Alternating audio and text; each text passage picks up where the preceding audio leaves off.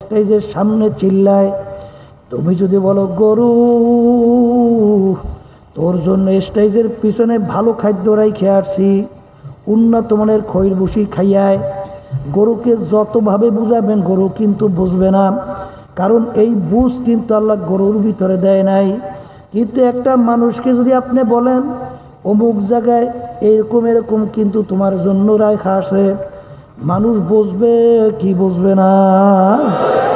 আমার বাজানদেরকে বলো, পর্দা আলে মা বোনদেরকে বলবো, আল্লাহ রাব্বুল আলামিন দুনিয়ায় তোমাকে আমাকে কেন পাঠাইলেন? আল্লাহ রাব্বুল আলামিন বলে, আমি তোদেরকে দুনিয়াতে পাঠাইছি কেন? লিয়াবলুয়াকুম আইয়ুকুম আহসানু আমালা। আমি তোদেরকে দুনিয়াতে পাঠাইছি পরীক্ষা করার জন্যে, কে আমার হুকুম অনুযায়ী চলো, কে আমার হুকুমের বিরুদ্ধাচরণ করো। এই পরীক্ষার জন্য তোদেরকে আমি দুনিয়ায় পাঠাইছি। আর তোদেরকে আমি কেন সৃষ্টি করলাম? আল্লাহ রাব্বুল আলামিন কোরআনুল কারীমের ভিতরে বলেন, আমি যত মাখলুকাত সৃষ্টি করছি এর ভিতরে মানুষ এবং জিন এই দুইটা জাতিকে আমি সৃষ্টি করলাম একমাত্র আমার ইবাদতের জন্যে। এখন অনেকে প্রশ্ন করতে পারেন, হুজুর তাইলে অন্য অন্য মাখলুকাতগুলো আমার মাওলা কেন বানাইলেন? বাসান কোরআনুল কারীমের ভিতরে আল্লাহ রাব্বুল আলামিন বলছেন, অখুলিকালাকুম মা ফিল আরদি জামিআ, অন্য অন্য সমস্ত মাখলুকাত আমি সৃষ্টি করলাম তোমাদের জন্য। এখনই আলোচনা করলে বুঝবেন, আমরা যে আকাশের ভিতরে সূর্য দেখি, এই সূর্য আমাদের মানুষের দরকার আছে না নাই? একটা মানুষ যদি দুনিয়ায় না থাকে সূর্যের কিন্তু কিছু আসে যায় না। তাইলে সূর্য আল্লাহ বানাইলেন কাদের জন্যে? জোরে বলেন। পানির ভিতরে মাছ আমাদের দরকার আছে না নাই? একটা মানুষ যদি দুনিয়ায় না থাকে মাছের কিন্তু কিছু আসে যায় না। বাজান, গাছ আমাদের মানুষের দরকার আছে না নাই? একটা মানুষ যদি দুনিয়ায় না থাকে গাছের কিন্তু কিছু আসে যায় না। গাবি গরু হালি গরু আমাদের দরকার আছে না নাই? একটা মানুষ যদি দুনিয়ায় না থাকে গাবি গরু হালি গরু কিন্তু কিছু আসে যায় না। তাইলে সমস্ত মাখলুকাত আমার মালিক বানাইলেন আমাদের জন্যে, আর আমাদেরকে আমার মালিক সৃষ্টি করলেন তার ইবাদতের জন্যে। এ কবরের যাত্রীরা, আমার মালিক তোমাকে আমাকে কেন ইবাদতের জন্য সৃষ্টি করলেন? ইবাদত কাকে বলে? ইবাদত একটা আরবি শব্দ, উর্দুতে বলে গোলামি, বাংলা অর্থ হলো মালিকের হুকুম অনুযায়ী চলা। মালিকের হুকুম অনুযায়ী চলার নামই হলো ইবাদত। বাজান, নিছক নামাজের জন্যই কিন্তু মালিক আমাদেরকে বানায় নাই, রোজা রাখার জন্যই কিন্তু মালিক আমাদেরকে বানান নাই, বাজান পর্দা করার জন্যই কিন্তু মালিক আমাদেরকে বানান নাই, হজ যাকাত আদায় করার জন্যই কিন্তু মালিক আমাদেরকে বানান নাই। মালিক আমাদেরকে বানাইছেন তার ইবাদতের জন্যে। নামাজ পড়ি কেন? মালিকের হুকুম পালন করি। রোজা কেন রাখি? মালিকের হুকুম পালন করি। বাজান পর্দা কেন করি? মালিকের হুকুম পালন করি। হজ যাকাত কেন আদায় করি? মালিকের হুকুম পালন করি। ঠিক বাজানদেরকে বলবো, যদি নামাজের জন্যই মালিক আমাদেরকে বানাইতেন, আমরা মাগরিবের নামাজ ফরজ কয় রাকাত পড়ছি? 3 রাকাত। জোর না বেজোর? বাজান, আমরা সবাই পরামর্শ কইরা যদি আজকে আমরা 4 রাকাত মাগরিবের নামাজ পড়ি, জোরা জোরাও হবে, নামাজের সংখ্যাও বাড়বে, সওয়াবও তো বাড়বে। বাজান, সওয়াব তো বাড়া দূরের কথা, নামাজ হবে না। কারণ কি? ওই নামাজটা মালিকের হুকুম অনুযায়ী হয় নাই। জোরে বলেন কথা ঠিক কিনা? ঠিক বাজান, যেই নামাজটা মালিকের হুকুম অনুযায়ী হবে সেইটা ইবাদতের ভিতরে গণ্য হবে। আমরা রোজা রাখি, মালিকের হুকুম পালন করি। কেউ যদি ঈদের দিন রোজা রাখেন, সব না গুনাহ? কারণ কি? ওই রোজাটা মালিকের হুকুম অনুযায়ী হয় নাই। এ কবরের যাত্রীরা, আজকে নামাজ পড়লাম, মালিকের হুকুম পালন করলাম, রোজা রাখলাম, মালিকের হুকুম পালন করলাম, হজ যাকাত আদায় করলাম, মালিকের হুকুম পালন করলাম। আমার মালিক কোরআনুল কারীমের ভিতরে বলেন, আকিমুস সালাহ, তোমরা নামাজ প্রতিষ্ঠা করো। নামাজ পড়ো, এটা কিন্তু মালিক বলেন নাই নামাজ প্রতিষ্ঠা করো। নামাজ প্রতিষ্ঠা অর্থ কি?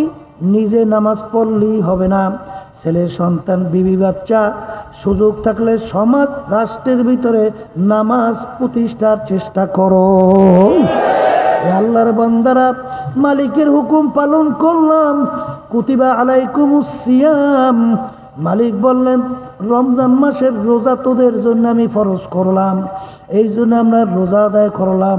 যেই মালিক আমাদেরকে হুকুম করলেন সেই জন্য নামাজ পড়লাম, রোজা রাখলাম। সেই মালিকই তো কুরআনুল কারীমের ভিতরে বলছেন আকিমুদ্দিন, তোমরা দিনকে প্রতিষ্ঠা করো। দিন অনুযায়ী নিজে ব্যক্তি চললে হবে না, পরিবার পরিজন সমাজ রাষ্ট্রের মধ্যে দিন প্রতিষ্ঠার জন্য চেষ্টা করা লাগবে। এ জোরে বলো কথা ঠিক না বেঠিক? এক শ্রেণী আমার বাবারা আছে, তারা নিজে আমল করে, সমাজ রাষ্ট্র এর ভিতরে দিন প্রতিষ্ঠার চেষ্টাও করে না।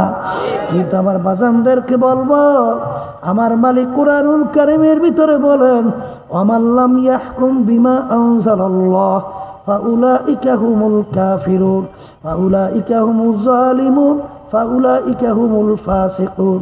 যারা আমার নীতি আদর্শ অনুযায়ী রাষ্ট্র পরিচালনা করবে না, ওরা কাফের, ওরা জালেম, ওরা ফাসিক। এ কপালপুরম আল্লাহ রাসূল সাল্লাল্লাহু আলাইহি ওয়াসাল্লাম তিনি রাষ্ট্রপ্রধান ছিলেন কি ছিলেন না? সাহাবায়ে কেরামরা ছিলেন কে ছিলেন না? বাজানদেরকে বলবো ভালো কইরা মনকে বুঝাও, তারপর কবরে রওনা করো। অনেক সময় আমি উদাহরণ দিয়া বলি, ছাত্র যদি 10 সাবজেক্টে পরীক্ষা দেয়, 9 সাবজেক্টে ছাত্র যদি 99 নম্বর পায়, এক সাবজেক্টে যদি ফেল করে ছাত্র কিন্তু ফেল। ঠিক বাবা, 10 সাবজেক্টে যদি করে 33 করে নম্বর পায় ছাত্র কিন্তু পাস। এ কবরের যাত্রীরা, আল ইয়াউমা আকমালতু লাকুম দীনাকুম ওয়া আতমামতু আলাইকুম নি'মাতি ওয়া রাদিতু লাকুমুল ইসলাম দীনা। বাজান আল্লাহর হাবিব বিদায় হজের ভাষণে জাবালের রহমাতের গোড়ায় তার বাহনের উপরে দাঁড়াইয়া প্রায় 100 লক্ষ সাহাবায়ে কেরামদের উপস্থিতিতে এই আয়াত শরীফ তেলাওয়াত করলেন। বললেন, এ আমার উপস্থিত সাহাবারা, কিয়ামত পর্যন্ত উম্মতেরা, আজকের এই দিন ইসলাম বা দিন পরিপূর্ণ হইয়া গেল। সবাই বলি সুবহানাল্লাহ। দিনের কিন্তু বাড়তি কমতি আর কোনো দিক নাই, আর কোনো দিন আসবে না। নবীও কিন্তু শেষ নবী, নবীও কিন্তু আর দ্বিতীয় আসবে না। দিনও কিন্তু পরিপূর্ণ। মা আতাকুমুর রাসূলু ফাখুযুহু ওয়া মা নাহাকুম আনহু ফান্তাহু। আল্লাহ রাব্বুল আলামিন বলেন, আমার রাসূল যা কিছু নিয়ে আসছে পুরাপুরি আঁকড়াইয়া ধরো, যার থেকে নিষেধ করছেন পুরাপুরি ভাবে ফেরো। এ জোরে বলেন কথা ঠিক কিনা?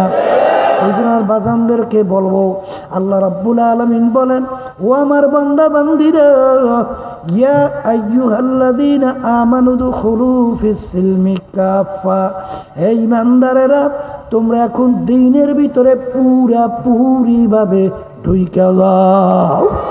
বাজানদেরকে বলবো, দু কিস্তি পর পারা দে না চেরা যায়। এ আল্লাহর বান্দারা, যদি 2 নৌকার ভিতরে তুমি 2 পা লাগাও, যখন 2 নৌকা 2 দিকে সরতে থাকবে, তোমার মাঝখানে ফাইরা চিরা ধ্বংস হওয়া ছাড়া বিকল্প আর থাকবে না। এক শ্রেণী আমার বাজানরা আছে, মসজিদে যাইয়া সেজদা দিয়া মালিককে খুশি করার জন্য সুবহানা রাব্বিয়াল আলা কইয়া আর আমার মালিককে খুশি করে, ওদিকে আবার মসজিদ থেকে নাই না দুনিয়াদার মানব রচিত তন্ত্র মন্ত্র যারা বাস্তবায়ন করতে চায়, তাদের পক্ষ অবলম্বন কইরা তাদেরকে খুশি করার জন্য তাদের পক্ষে স্লোগান দেয়। এ জোরে বলো আছে না না? এ কবরের যাত্রীরা শুইনা রাখো বাজান, কবরে কিন্তু কোনো দলাদলি নাই। আল্লাহ রসুল বলছেন দুনিয়া এবং আখিরাতের সম্পর্ক কাজুরতাইন, দুই সতীনের মতো। দুই সতীন একাত্রে যেভাবে খুশি রাখা যায় না, এইভাবে দুনিয়া এবং আখিরাতকে একসঙ্গে খুশি রাখা যায় না। কেউ যদি দুনিয়াকে খুশি করো আখিরাত বেজার হবে, কেউ যদি আখিরাতকে খুশি করো দুনিয়া কিন্তু বেজার হবেই হবে। একসঙ্গে দুইটাকে কোনোদিন খুশি রাখা যায় না। এই জন্য আমার বাজানদেরকে বলবো, পর্দালে মা বোনদেরকে বলবো, আল্লাহ রসুল সাল্লাল্লাহু আলাইহি ওয়াসাল্লাম বলছেন অনেক মুসল্লি নামাজ পড়ে কিন্তু ওর ভিতরে ঈমান নাই। জোরে বলো কি নাই? জোরে বলো কি নাই? ঈমান নাই। আর ঈমান যদি না থাকে তোমার নামাজের কোনো মূল্য নাই, রোজার কোনো মূল্য নাই, তোমার অন্য কোনো ইবাদতের ভিতরে কোনো মূল্য নাই। এই জন্য আমার আব্বাজান বলতেন, বাজান আল্লাহ রাব্বুল আলামিন বলছেন তোদেরকে আমি সৃষ্টি করলাম আমার ইবাদতের জন্য। দেখো আমার কোন কাজের ভিতরে কোনটা ঘাটতি আছে, দিনের কোন অংশ কম আছে, দয়া মায়া করে তোমরা আমাকে ধরাইয়া দাও। কারণ আমি ফজলুল করিম চিন্তা করিয়া দেখলাম দুনিয়ার ভিতরে কোটি কোটি মানুষ তোমরা আমাকে মোহাব্বত করো, কিন্তু যেদিন আমি দুনিয়ার থেকে বিদায় নিয়ে কবরে যাব, তোমরা যদি ফুলের মালা একটার পর একটা গাইতে আমার কবর ভইরা রাখো, আর আমার মাওলা যদি আমাকে কবরে মাপ না করে, ওই ফুলের মালা আমার কিছু আসে যায় না। আর যদি জুতার মালা একটার পর একটা গাইথা তোমরা যদি আমার কবর ভইরা রাখো, আর আমার মালিক যদি আমাকে কবরে মাপ কইরা দেয়, ওই জুতার মালা আমার কিছু আসে যায় না। এই জন্য আমার বাজানদেরকে বলবো, পর্দালে মা বোনদেরকে বলবো, বাজান অন্যান্য মাখলুকাত আমার মালিক বানাইলেন আমাদের জন্যে। আমার মালিক কেমন জানি তোমার আমার দিকে তাকাইয়া আমার মালিক ডাক দিয়া বলে, আব্দুল কারীম ও রহিমা খাতুন, আমি তোর বিচার চাইয়া চাইয়া দেখি তুই একটা গাভী গরু বাড়িতে পালো, গাভী গরুর দুধ হবে, বাচ্চা হবে, দুধ খাবি, বাচ্চা গরুর বংশ বিস্তার লাভ করবে। আমি তোর বিচার চাইয়া চাইয়া দেখি গাভী গরুটা এখন বাচ্চাও দেয় না, গাভী গরুর এখন দুধও দেয় না। তুই কি করলি? একটা ছুরি ধার করলি, গাভী গরুটাকে তুই শোয়াইলি, ছুরি দিয়া গাভী গরুটাকে তুই জবাই করলি, চামড়া খুইলা গোস্ত পাক কইরা নিজে আত্মীয় স্বজন নিয়ে খাইলি। খা বন্দা বান্দি, তোর জন্য আমি বানাইছি, তুই গরুটাকে বেহুদা ফেলাইয়া দাও নাই। তুই আম গাছ লাগাইলি আম খাওয়ার জন্য, আম গাছ এখন আর আম দেয় না। আমি তোর বিচার চাইয়া চাইয়া দেখি তুই আম গাছটাকে কাটলি, তক্তা তৈরি করলি, অন্যান্য অংশ দিয়া লাকড়ি তৈরি করলি। আরে তুই চুলার ভিতরে আগুন জ্বালাইয়া লাকড়ি দিয়া ভাত তরকারি পাক কইরা খাইলি, আম গাছটাকে তুই বেহুদা ফেলাইয়া দেও নাই। এক কাজে লাগারে অন্য কাজে লাগাইছ। এ বন্দাবান্দি তোর বিচার তুই কর। তোকে আমি বানাইছিলাম আমার ইবাদতের জন্য, আমি তোর বিচার চাইয়া চাইয়া দেখি। ফজরের সময় মুয়াজ্জিন যখন আমার পক্ষ থেকে তোকে দাওয়াত দেয়, আসসালাতু খায়রুম মিনান নাওম, ঘুম হইতে নামাজ ভালো। আমি তোর বিচার চাইয়া চাইয়া দেখি তুই নামাজে আমার হুকুম নামাই না, তুই ডাকটাই না ঘুমাও। তোকে আমি ফজরের সময় আমার ইবাদতে পাই নাই, তোকে জোহরে ডাকলাম পাই নাই, আসরে ডাকলাম পাই নাই, মাগরিবে ডাকলাম পাই নাই, এশায় ডাকলাম তোকে পাই নাই। রমজান মাসে রোজা রাখতে বললাম রাখো নাই, পর্দা করতে বললাম তুই করো নাই, ধনী হইছো হজ যাকাত আদায় করতে বললাম তুই করো নাই, হারাম হালাল তমিজ কইরা তোকে খাইতে চলতে বললাম তুই হারাম হালাল তমিজ কইরা খাও চলো নাই, তোকে সুদ থেকে বাঁচতে বললাম বাঁচো নাই, মিথ্যা বলতে নিষেধ করলাম তুই শোনো নাই। এক কথায় তোকে আমি ইবাদতে পাই নাই। এখন তোর বিচার তুই কর, তোকে এখন আমি কোন কাজে লাগাবো? তোকে অন্য মানুষ জবাই কইরা খাবে, তাও তো আমি জায়েজ রাখলাম না। এই বান্দা বান্দি তুই মনে রাখিস আমার একটা কাজ আছে, আমার একটা চুলা আছে, ওই চুলার নাম হলো জাহান্নাম। আল্লাহ আপনি আমাকে আমাদের সবাইকে মাফ করে দে। আল্লাহ রাব্বুল আলামিন বলেন ওয়াকুদুহান নাসু ওয়াল হিজারা উইদ্দাত লিল কাফিরিন। আমার একটা চুলা তার নাম হলো জাহান্নাম। ওই জাহান্নামের আগুন জ্বালাইতে তোর মতো নাফরমানের হাজালি লাগবে। আল্লাহর বান্দারা, পর্দা আলে মা বোনেরা, আসলে তোমার আমার চিন্তাও নাই, এই জন্য চেষ্টাও নাই, চোখেও পানি নাই। বাজান মুসা আলাইহিস সালামের জমানায় নবী রওনা করছে আল্লাহর সঙ্গে দেখা করবে। পথের পাশে দেখে একটা পাথর যার যার কান্দে।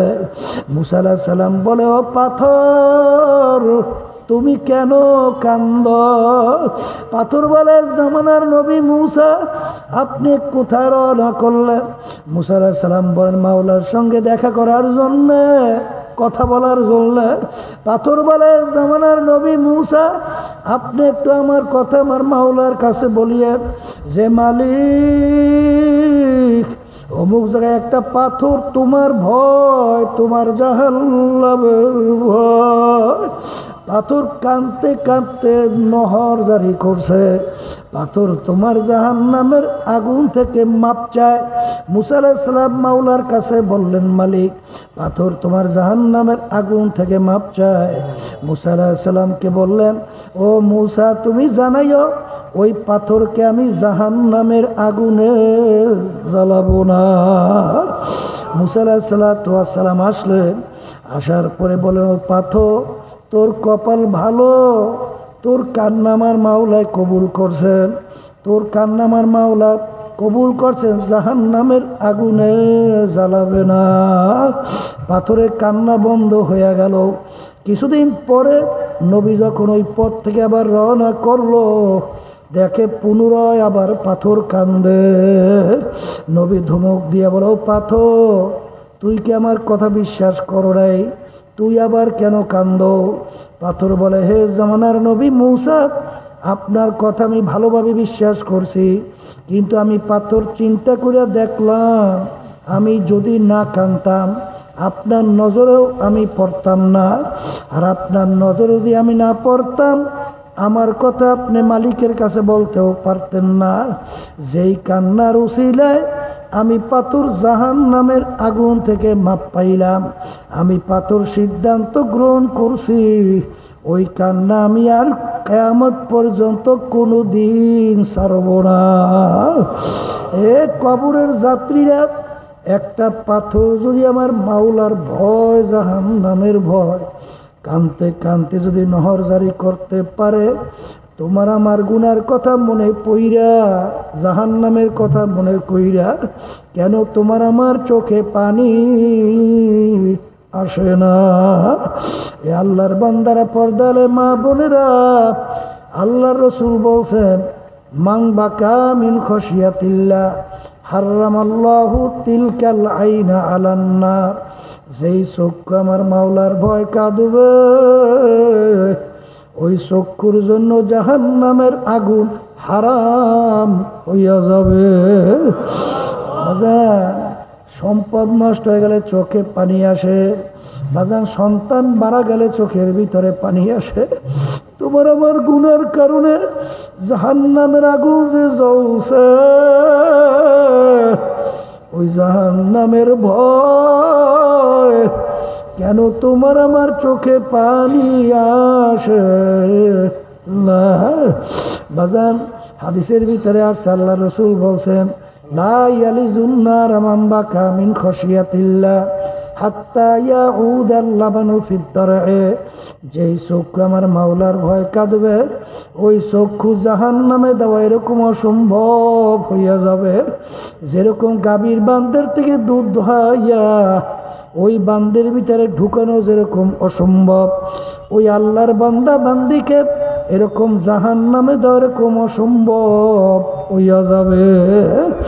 এ আল্লাহর বান্দারা, আল্লাহর রাসূল বলে ইবকু ইবকু ফাইল্লাম তাবকু ফাতাবাকু, এ আমার উম্মতরা কান্দো কান্দো, কান্না না আসলে কান্নার ভান ধরো। বাজান, আল্লাহর হাবিবের ইতিহাস পড়লে দেখবেন হাদিসের ভিতরে আসছে আল্লাহ রাসূল অনেক সময় এমন ভাবে কাঁদতেন কান্নাহু তল্লুল, মনে হয় যেন হালকা বৃষ্টি পড়তে আছে। আর আমার আব্বাজান রহমাতুল্লাহ আলাইহি প্রায় বলতেন, বাজান যেই মামলার তদবির নাই ওই মামলারও কিন্তু খালাস নাই। আমার আব্বাজান রহমাতুল্লাহ আলাইহির মুখে শুনছিলাম, আমার দাদাজান রহমাতুল্লাহ আলাইহির কথা বলছিলেন। দাদাজান রহমাতুল্লাহ আলাইহি ইন্তেকালের আগে আগে চোখের উপরে বৈশা পাশেই কবরস্থান তাকাইয়া তাকাইয়া পোলাফানের মতো ওয়াউ করিয়া চিল্লাইয়া কান্দে, দুই চক্ষু দিয়া বাইয়া বাইয়া টপ টপ কইরা পানি পড়ে, আর মালিকের দিকে ফিরা করুণ সুরে ডাক দেয়, আর মালিকের কাছে আকুতি বিনতি করে, ওরে আমার মাওলারে, ওরে আমার মাশুক রে, তুমি যদি আমাকে মাপ নাই করো আমি একা কেমনে থাকবো ওই অন্ধকার কবরে। ওই কবরে বাতি নাই, কবরে সাথীও নাই, কবরে বিছানাও নাই, কবরে বালিশও নাই। যারা আজকে মালিকের হুকুম না মাই না কবরে যাইয়া যারা শোভা নাফরমান, যখন ডান দিকে তাকাইয়া দেখবে মাটি, বাম দিকে তাকাইয়া দেখে মাটি, নিচে মাটির বিছানা, উপরেতে চাপা মাটি, ভাইগা যাইতে পারবা না। নাফর এখন দিক বিদিক না পাইয়া কেউকে না দেখা আমার মালিককে ডাকতে থাকবে, আল্লাহ আল্লাহ আল্লাহ আল্লাহ আল্লাহ। আমার মালিক ডাক দিয়ে বলবো, ওরে নেমো খারাপ, ওরে নাফরমান, তোকে আমি দুনিয়ার ভিতরে পাঠাইছিলাম আমার ইবাদতের জন্যে, আবার সমস্ত নেয়ামত ভোগ করছিলি, আমার হুকুম মানো নাই, দলের পিছনে পড়ছো, নেতার পিছনে পড়ছো, বিভিন্ন দুনিয়ামুখী আদর্শের পিছনে পড়ছিলি। আমি তোকে কোরআনুল কারীমের মধ্যে আগেই তোকে জানাইয়া দিছিলাম, ইয়াউমা নাদউ কুল্লা উনাসিন বিইমামিহিম, কিয়ামতের ময়দানে আমার মালিক প্রত্যেকটা মানুষকে তার দলের নেতা নেত্রীর সঙ্গে ডাকবে। ডাইকে আমার মালিক বলবেন, তোর দলের নেতা নেত্রী যেদিকে যায় ওদের পিছনে পিছনে সেই দিকে চইলা যা, অর্থাৎ তোর নেতা নেত্রীর যেইখানে জায়গা তোরও সেইখানে জায়গা। আমার কোরআনুল কারীমের ভিতরে আমি শুনাইয়ে দিয়েছিলাম, শোনো নাই, এখন আমাকে শত শত বছর ডাকবি, একবারও আর তোর ডাকের সাড়া দিব না। হে কবরের মাটি, নাফরমানকে দুই পাশ থেকে এমন ভাবে চাপ মারো, এক পাজরে হাড্ডি অন্য পাজরের মধ্যে মিশাইয়া দাও। আল্লাহ রাসূল সাল্লাল্লাহু আলাইহি ওয়াসাল্লাম এরকম দুই হাত উঠাইয়া আঙ্গুরগুলা কিরকম মেইলা মেইলা আল্লাহর হাবিব দেখাইয়া বললেন, কবরের দুই পাশ থেকে চাপের চোটে এক পাজরে হাড্ডি অন্য পাজরে এরকম ঢুইকে যাবে। আল্লাহ আপনি আমাদের সবাইকে মাফ কইরা দিয়ে। এই জন্য আমার বাজানদেরকে বলবো, পর্দা আলেম মা বোনদেরকে বলবো, দুনিয়া কিন্তু ক্ষণস্থায়ী, দেখতে না দেখতে শেষ হয়। আখেরাত হলো স্থায়ী, যার শুরু আছে আর কোনোদিন শেষ নাই। এই জন্য আমি বাজানদেরকে বলবো, পর্দা আলেম মা বোনদেরকে বলবো, আমি আপনাদের জন্য দোয়া করি, আমি আপনাদের কাছে দোয়া চাই, মালিক যেন আমাদেরকে তার খাস বান্দা পর্দালে মা বোনদেরকে খাস বান্দি বানাইয়া তারপর যেন কবরে ডাক দেয় আল্লাহুম্মা আমিন। হে ঘরের মেয়ে লোকেরা হাত উঠাও, গুনার কথা মনে করো, দুই চোখের পানি ফালাও, মালিকের দরবারে কান্দ আর মাপ চাও। যদি কান্না না আসে মন কি বুঝো রে মন, একদিন এই ঘরের দরজা দিয়ে নতুন বউ হইয়া উঠছিল রে মন। কত মেয়ে লোকে শরবত খাওয়াইল, কত মেয়ে লোকে বাতাস করলো। আবার এমন একটা দিন আসবে এই ঘরের দরজা দিয়া মরার লাশ হইয়া বের হবা।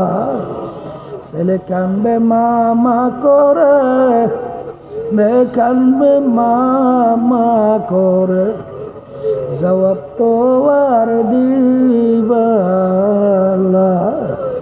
আল্লাহ পেটে মাঠের দিকে চাইয়া দেখে আপনার বান্দারা কিভাবে কাঁদবে। মালিক আমাদের ছেলেও মরে নাই, মেয়েও মরে নাই, গুনাহ করে বসছি রে, মাফ করে দেন গো মাওলা, মাফ করে দেন। এ আল্লাহর বান্দারা জোর করে কান্দে, জোর করে কান্দে। সন্তান মারা গেলে চোখে পানি আসে, সম্পদ নষ্ট হয়ে গেলে চোখের ভিতরে পানি আসে। তোমার আমার গুনার কারণে জাহান্নামের আগুন জ্বলছে, চোখের পানি ছাড়া জাহান্নামের আগুন ঠান্ডা হবে না। আল্লাহ যাদের উসিলায় মাহফিল হইল, যারা মাহফিলের জন্য চেষ্টা খাটিয়ে সাহায্য করলো, আমরা যারা মাহফিলে উপস্থিত হয়ে গেলাম, আমাদের সবার উপরে খাস মেহেরবানি নাজল করেন আল্লাহ। আল্লাহ আমাদের হাত তুলছি জানি না এই উপস্থিত কার আম্মা, কার আব্বা, কার আত্মীয় স্বজন ওই অন্ধকার কবরে শুয়ে আমাদের দিকে চাইয়া রয়েছে। আমরা দোয়া করলাম দয়া মায়া করে তাদের কবরকে বেহেশতের বাগান বানায়া দেন আল্লাহ।